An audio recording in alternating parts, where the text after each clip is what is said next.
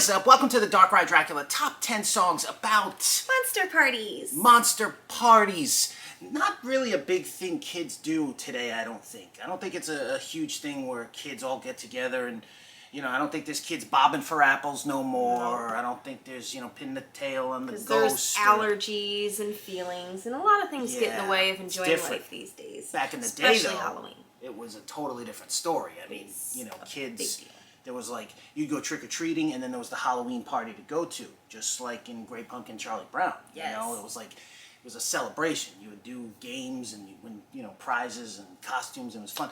They don't do that no more, but there are adult ones. Yes. So if you're an adult, which I'm assuming you probably are if you're watching this, you can go and get dressed up like you are, ready for your Halloween party. So let's get into 10 classic monster songs about Halloween parties. At number 10, what do we got?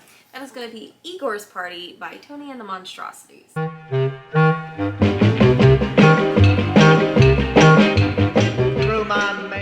Yeah, this one. This is like a little, you know, Igor, he's got a few songs. Got a couple. There's a few Igor songs. But this one, I think, is the best of the Igor songs.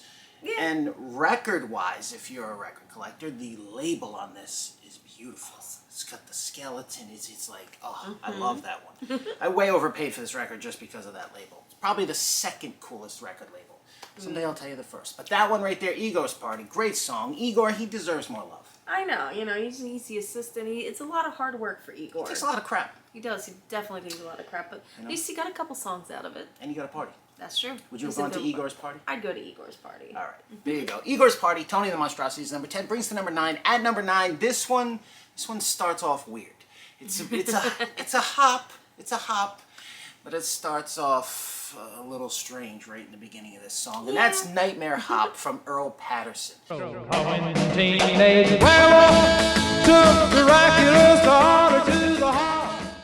You gotta get past the creepy intro in this one. You're like, wait, what is this? The second you put that song on, and you hear the, oh, Betty. Yes, Daddy. And you're like, yeah, whoa, what did I put on? I'm gonna get in trouble. This is bad. Like, making sure no one else heard you, and they're like, what are you doing? It's creepy intro. But once it comes in, it's cool. It's cool, and it's a little country, but it's definitely a little boppy too. But I like it because he's constantly talking about the teenage werewolf. One of my favorite films ever is I Was a Teenage Werewolf. Yes. And he's constantly singing about it, and that he took Dracula's daughter to the hop. I don't know. I wonder how Drac felt about that. I know. I'm not sure that would have worked out. Do you think he gave permission? I don't think so. I don't think so. It doesn't seem like that would have been okay, but he was a teenage werewolf. That's true. You know. And good times were had by all, but get past the creepy intro. So there you go, Nightmare Hop, Earl Patterson brings to number 8. What do we got? That is Swingin' at the Seance by the Deep River Boys. The countryside, at precisely 12 o'clock, the spooks began to run. This is probably the oldest song on the list. This is definitely by far the oldest song on the list. It's got like a very Disney... Yeah, it sounds like something that would be one of, like, you know, the old 40s Disney cartoons, and, you know, that you'd see on Disney's Halloween Treat. And, which, back then, swinging meant something totally different than it does now. You know, if you were to swing at a seance back in the day, probably involved dancing and a seance, and modern days it's something my parents would have gone to, so things are a little different these days. Anyway. Swinging at the seance. It's a cool song though. It's got a cool atmosphere. It's got like that old haunting sound. Yeah, I like old, you know, I mean, my favorite era of the monster stuff is obviously, you know, post-Elvis, pre-Beatles. You know, that's my sweet spot right there. It's the late 50s, early 60s Monster Kid, the original OG Monster Kid era, the famous Monsters era. Just is like, that's the best. But I really enjoy that early stuff too. I mean, your favorite Halloween special ever is The Legend of Sleepy Hollow. Yes. You know, Ichabod and Mr. Toad. I mean, that is just, and that song sounds like it would have fit in there. Or like one of those, you know, old Disney shorts with the skeletons playing the bones and stuff you could picture swinging at the seance playing underneath it. So it's got a great feel. Great song. Love that one. So that's it at number 8. Brings to number 7. At number 7, Bobby Boris Pickett's follow-up, one of many, the Monster Mash Party. I'll take your chains off later, Frankie. This was actually on the flip side of Monster Mash for a while, but not as big of a song. And unfortunately, none of them were going to be as big as Monster Mash, because Monster Mash, in my opinion, it is my all-time favorite song. Out of every song ever written, Monster Mash is my personal favorite. So you're never going to follow that up. No. I respect Bobby Boris Pickett for trying. Yeah. And Monster Mash Party is a really cool song. I enjoy that song a lot too. I love listening to it. I love a lot of his stuff. But obviously it's not going to follow it up. You know, you can't compare really the two. Compete. You got to leave Monster Mash in its own class. Yes. But that's a great one, Monster Mash Party. You know, and there's a bunch of them, and then there was a bunch of copycat Monster Mash songs. Understandably, it was a massive song.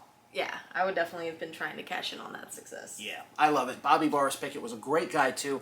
I had the honor of meeting him and seeing him perform Monster Mash live in concert at Spooky World in Massachusetts, and that was a life-changing moment for me. I would imagine. I'm pretty sure I was crying. And, is that what made it your favorite song, or had it been your favorite song before that? That was my favorite song from when I was like literally born. So it just solidified it at that point. There's a tape of me singing that song when I was a little kid, along with like Ozzy and Alice Cooper songs. But that particular song right there, because I had the 45 and I listened to it, and it just, that's the song, you know. And I know we're talking about Monster Mash, not Monster Mash Party, but that was the Missing song. the assignment. And that's literally what opened the door for me to be a monster kid, was that song. It combined music and monsters and just perfection. That was it. But Monster Mash Party is also a great song. So there you go, number 7 brings us to number 6. At number 6, what do we got? That's going to be Monster Party by Bill Dodgett.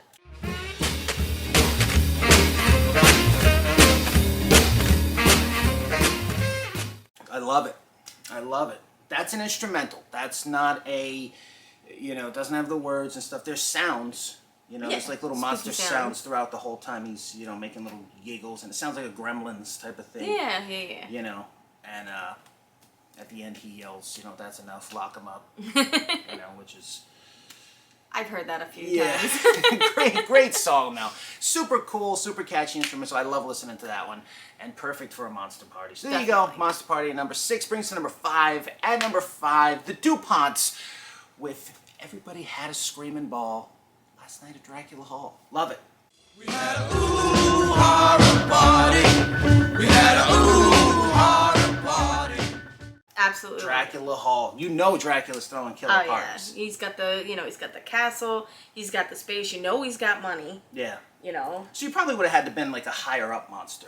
Yeah. You know, or on the... He wouldn't just let any monster through the door. There's definitely a valet. Yeah. Who's like checking people, make IDs. sure, you know. Frankenstein's at the door with the flashlight. Exactly. He's like, you know, checking IDs, making sure that no... You think Dracula would have been like the dude from Studio 54? And like, really, you better be dressed, you better look right, you better be pretty, you better be everything. So. Yeah, you think Drac would be like that? Yeah, because otherwise, you know, Drac's gonna give Frank a hard time, so we don't want to see that happen.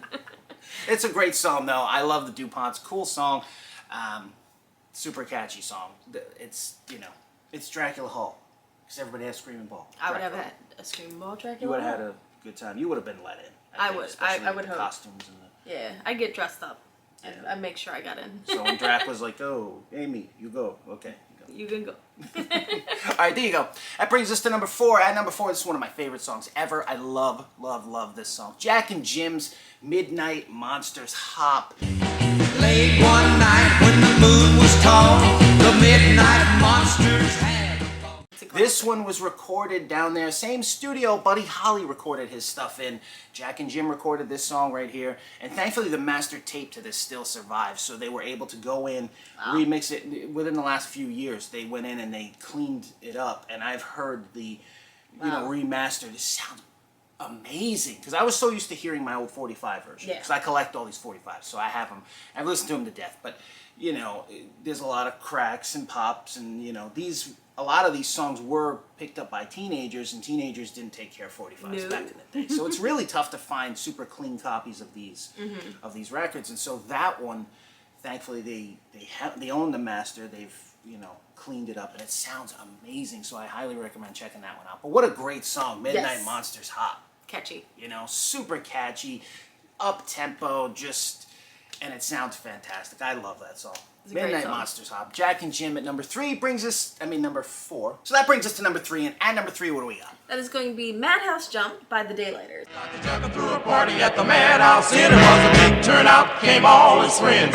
Everybody came with intentions. I love this song. This one, fantastic song, released on the Bein' Baby label, which they've got a crazy backstory. There's a box set that came out that's got a book in it, and if you really want like a crazy story about a crazy label, that's one to check out. But the Daylighters, what a great group, great song, Madhouse Jump. Super tough record to find, but a fantastic song. It's up tempo. It's got great lyrics. All the monsters are there. You know what I mean? It's literally everything you want. And that's the thing with these top 3 that we got right here. Any one of them could have been in the top number 1 position. I love all 3 of these songs equally. What a great song. Yes. Madhouse Jump, The Daylighters. I can't recommend that one enough. All right, that brings us to number 2. At number 2, this one, the Swingin' Phillies, Frankenstein's Party. Well, there's going to be a party tonight. Rock to the Frankenstein's rock. What a song. What a song. Just everything about it. That song, the thing is, like, some of these songs you can understand, like, why they were more just seasonal, played at a certain time of the year, had a seasonal feel, and, or more for teenagers or whatever. But there's certain ones that just, in my opinion, just should have been, like, legitimate hits. Yeah. Some of these songs are, like, on a hit song status. Yeah. I don't care what anybody says. It's the truth. Some of these songs are literally that good. Frankenstein's Party from the Swingin' Phillies is one of those songs. Definitely is. That should have been a hit. That should have been like a Monster Mash hit. Where just like Monster Mash is so synonymous with Halloween, is Frankenstein's Party. What a song. It's so good. It's The such a vocals are great, fantastic singing. The hook is great. It's so infectious. That is such an incredible song. I love everything about it. Frankenstein's Party, Swingin' Phillies. Can't recommend it enough. Brings us to number 1. At the number 1 spot, this one made it to number 1 because it does not get anywhere near enough love. This one barely makes it to those Halloween comps that come out where they put the same 15 songs over and over. This one barely makes it to that. It's like, I think I've only ever seen it on like one comp. Wow. And it's such an incredible song. They didn't release much music at all. This is a very, was an underground group, late 50s. And then they vanished. The Verdicts, The Mummy's Ball. Might have stepped on the mama's foot. If it's reckless, started fighting. I love that one. Oh, what an incredible, incredible song. So catchy. It's basically a song about the monsters fighting each other. They get them all together for a party. You and know what's a fight's gonna gonna happen? break out. Yeah, I mean, especially if, some alcohol was involved. We know Dracula, I'm sure, was all about drinking He the serves wine. he's drinking his wine. Wolfman's probably got some scotch or something. Yeah, things are going to get crazy. Frankenstein's drinking a 40, I don't know. It's going to get crazy fast, that's all I know. That right there, it's a recipe Big for guy. disaster. I mean, you're gonna have all the monsters together for a party. Somebody's gonna bump into someone's girl or somewhere along the way. Wolfman's gonna Someone get a might little grabby. get bit. Yeah, something's gonna happen.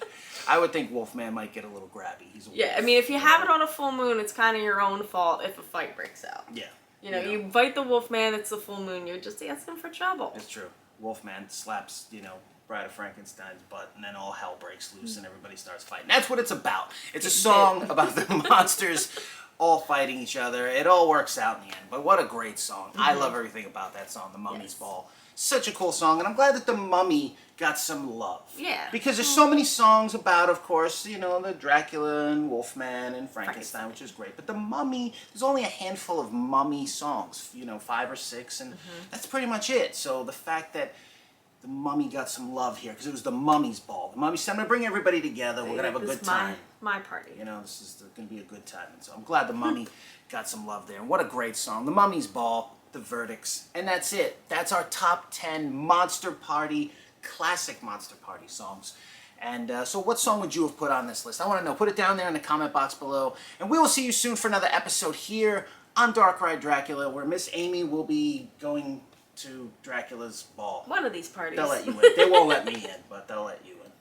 I don't know, in a full moon you might get let in. Maybe. We'll see. I'll be at the mummy's ball. We'll see you soon.